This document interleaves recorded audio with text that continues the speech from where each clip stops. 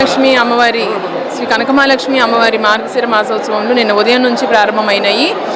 ఈరోజు మొదటి గురువారం సందర్భంగా రాత్రి 12 గంటలకు తొలి పూజ నిర్వహించడం, అనంతరం అప్పటి నుంచే క్యూ లైన్లో వేచి ఉన్న భక్తులందరికీ కూడా దర్శనాలు ఏర్పాటు చేయడం జరిగింది.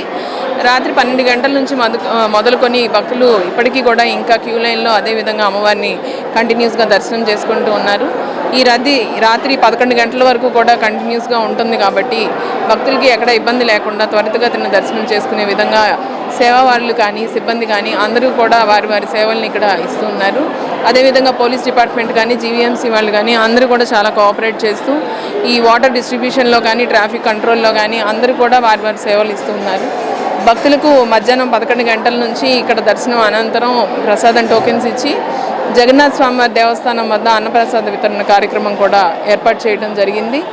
ఈరోజు సుమారు ఒక 20,000 మంది వరకు భక్తులు మొత్తంగా దర్శనం చేసుకుంటారని అంచనా ఉంది.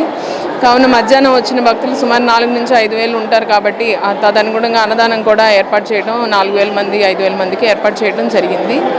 ఈ నెక్స్ట్ థర్స్డే నుంచి ఇంకా రద్దీ పెరుగుతుంది కాబట్టి దానికి తగ్గట్టుగా కూడా ఈ సంఖ్యను పెంచే అవకాశం కూడా ఉంటుంది.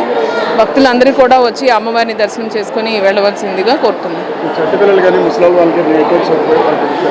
వారికి ప్రత్యేకమైన లైన్ ఏర్పాటు చేయడం జరిగిందండి. వారికి మన సీతారామ స్వామి టెంపుల్ వైపు నుంచి ఎంట్రన్స్ పెట్టి అక్కడ నుంచి లోపలికి తీసుకెళ్లి వాళ్ళు వెంటనే డైరెక్ట్ లైన్లో దర్శనం చేసుకునే విధంగా ఏర్పాటు. High viewers, Vizag vision channel ని సబ్స్క్రైబ్ చేసుకోండి. మా ఛానల్ అందిస్తున్న జాతీయ అంతర్జాతీయ స్థాయి వార్తా విశేషాలు నోటిఫికేషన్స్ కోసం ఇక్కడ కనిపిస్తున్న బెల్ ఐకాన్ ని క్లిక్ చేయండి.